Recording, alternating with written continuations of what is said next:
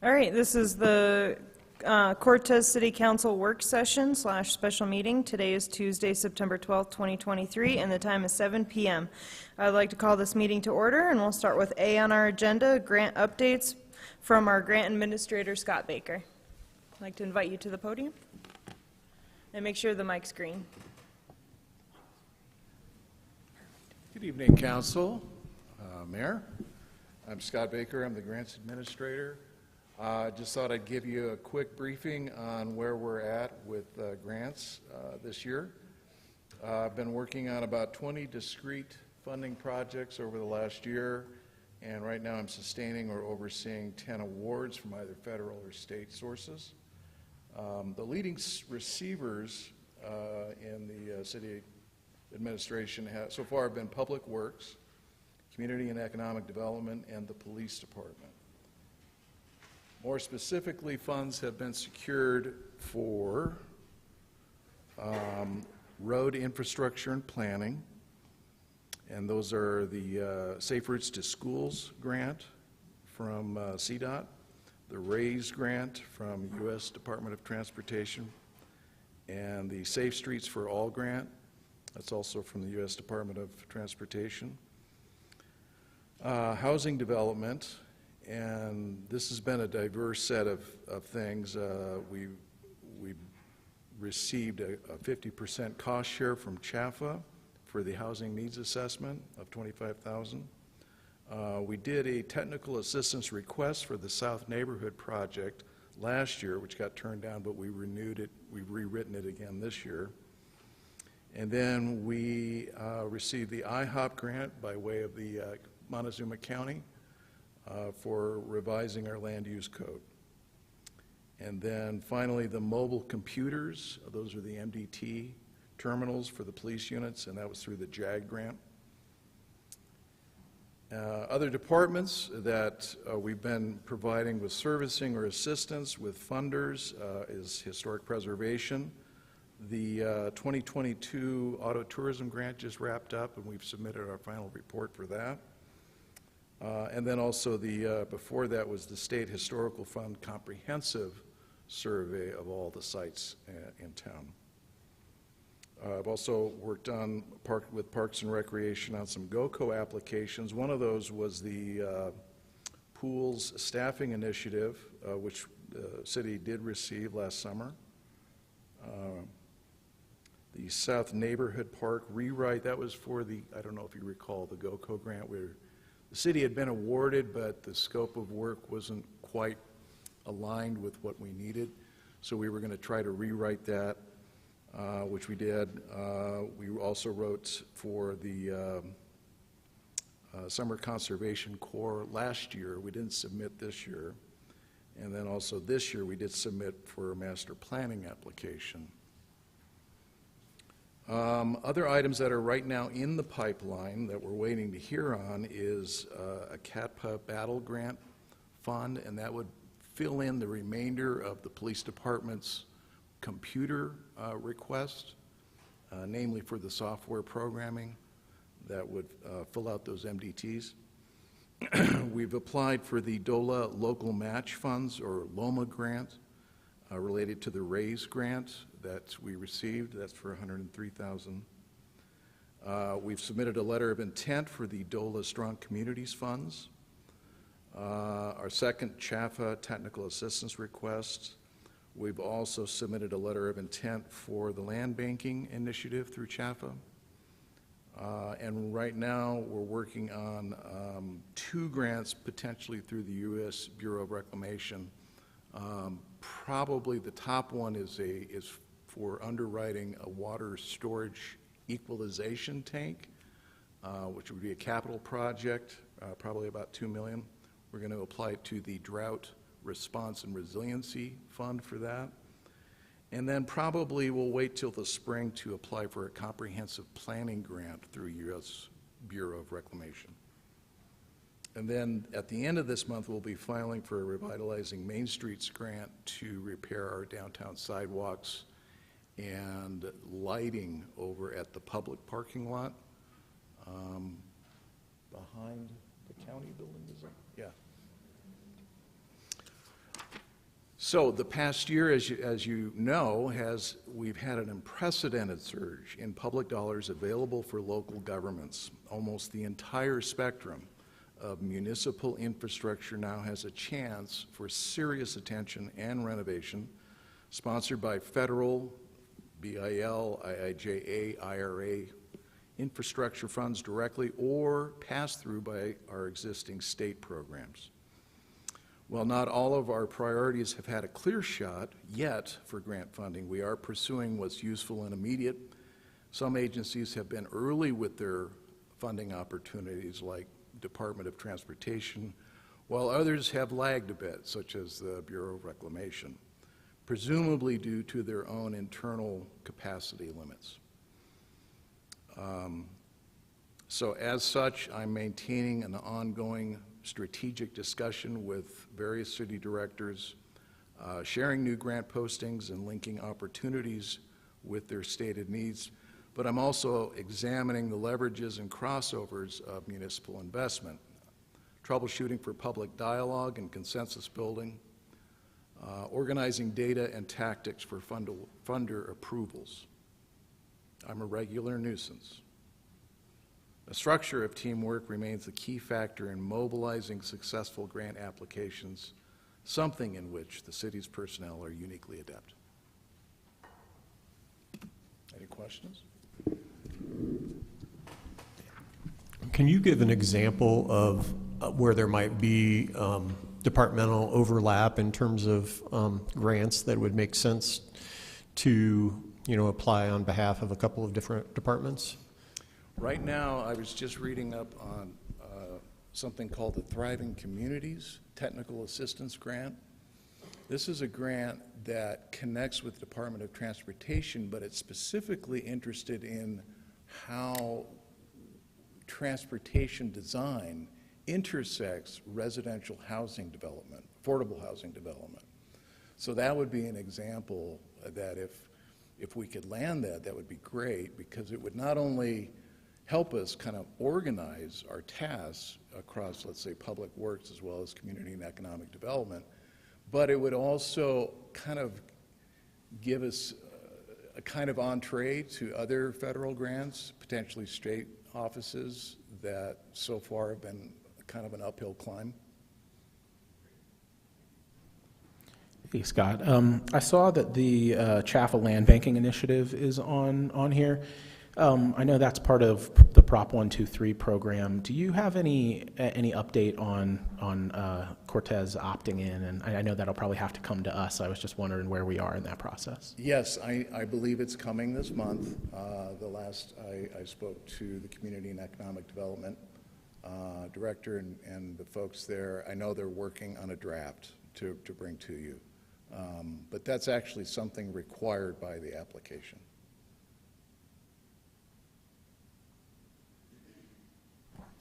I guess I have a question about your role and the extent of what departments you help. Like Mesa Verde Country, since they're not necessarily a department, but kind of pseudo, like would you ever do grant support for them? Or I don't know if there's any others that make sense, like friends groups, or maybe that's too far out of the realm. But. And I've talked with like the Montezuma County Historical Society, because they've been just looking for operating revenues, so I went over and consulted with them a bit. I don't know to what extent I can write grants on their behalf, but I can consult with them. I can put them in touch with my contacts. I can give ideas. I get a lot of that from like my county counterparts, county departments, from Robert. So I feel like I get a lot of that benefit from others. We're always looking for partners and allies, because all grants really want to see that it's not an individual applying, it's a community applying. So we need that kind of interaction and support. Mm-hmm. Mesa Verde Country, Brian's had a standing opening to come consult with me anytime he wants, so I haven't heard from him. But yeah, I'm open to. And could you help with grants that may not necessarily go to us? But, I'm just thinking like last year when the county was asking for help with the senior center, is that something we can like find a grant and help pay for? Even though it's not, our service, it definitely affects our community. Yeah, I was actually asked to look into, what kind of funding mechanisms would be available for that project, and I did. And there wasn't any direct line of funding for the city that way, but, we did, there were lines of funding for that nonprofit agent to pursue. And if they needed some consultation or help, again, I'd be more than happy to assist. But otherwise, we do have a pretty dense array of opportunities for the city to apply to. And again, I'm as you can kind of tell from the targets, housing, infrastructure, that sort of thing tend to be high on the list, and the grants we're going after are pretty competitive, especially the federal ones. Mm-hmm. So it's great when we can land one. I would like to keep landing more, though. So. Okay, and I appreciate that because that matches with our priorities. So, sorry. Scott, thank you for the update. And one thing that I think was a pretty big sticker shock for us during our retreat several months ago was the expense associated with updating our water infrastructure.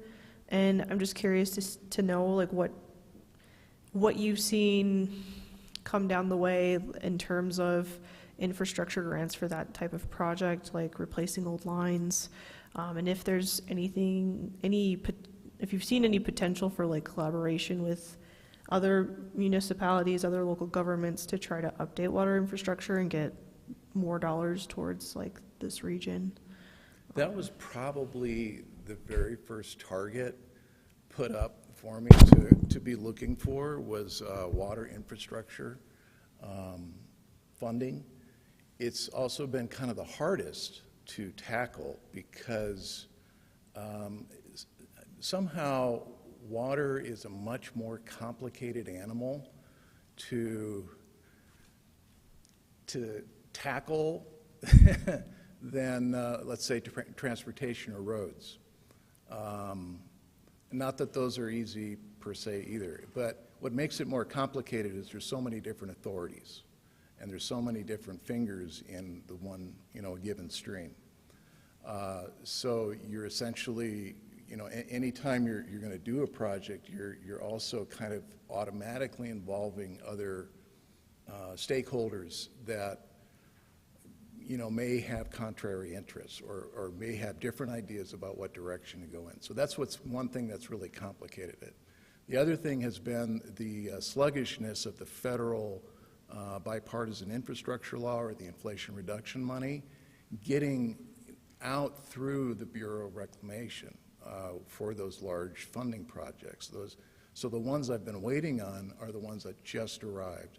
The drought response grant will allow us to go after an equalization tank that our city engineer has calculated will greatly alleviate some of the infrastructure pressure on especially the lower half of town, so that it'll give us some time to find new resources and avenues for funding.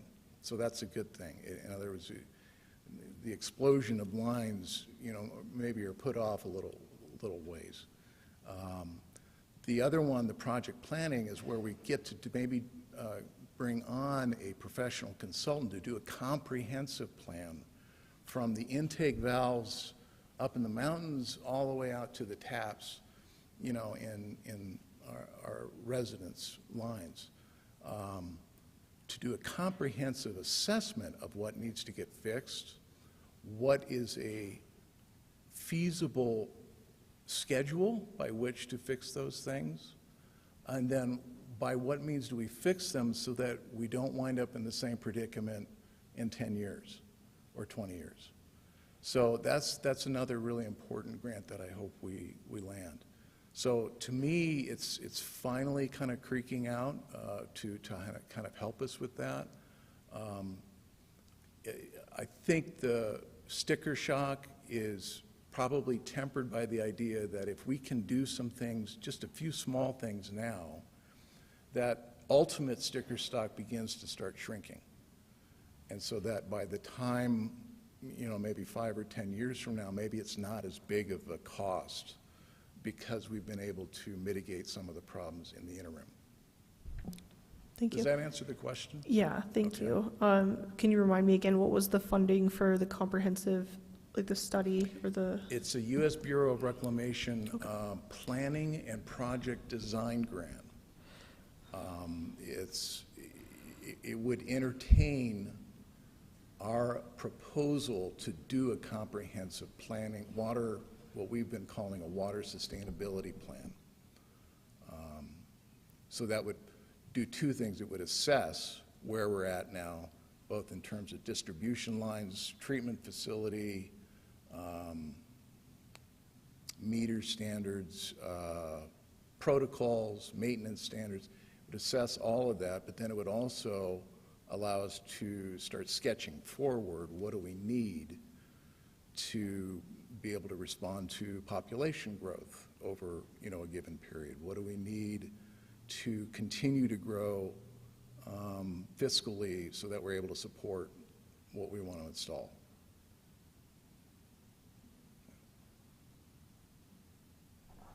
I just have a question then about the RAISE grant we got, and you're looking to apply for these local match funds because essentially we owe $103,000 to match that $800,000 grant. We are on the hook for $103,000 for indirect costs, and then there's a remainder beyond that. We're on a hook for 20% of that total project, which is about $1 million, so about $200,000. So about half of that we're charging as indirect costs, which is just the management of the grant and kind of the related involvement of other departments. The 103 that we submitted for the Loma grant already is what we're waiting to hear on, what their decision is. What they've told us is that the application is welcome and that they'll review it. It would be delivery of that funding would be contingent on our auditing finishing this fall, but approval is not. So they can approve it, but delivery of the funding afterwards might be postponed. Okay, and then I'm assuming that's something that's owed next year, and so say we don't get this matching grant, is that going in our budget, as a contingency? We'll discuss that, okay. The money that, in the RAISE grant, I had to specifically allocate out where those matching funds were located. And so as far as I would guess, none of that would come due in 2023 fiscal year. Okay. In fact, that contract is unlikely to be in motion before 2024. Right. Okay, great. All right, any more questions from council? Well, thank you so much, Scott, for the hard work you're doing and with all these grants and updating us. We really appreciate it. Glad to do it. Thanks. You're helping us move forward, so. All right, we're going to move on to B on our agenda, which is general council discussion. Does any council member have a topic or thing they'd like to discuss? All right, seeing none, we'll adjourn this work session and start our regular meeting at 7:30.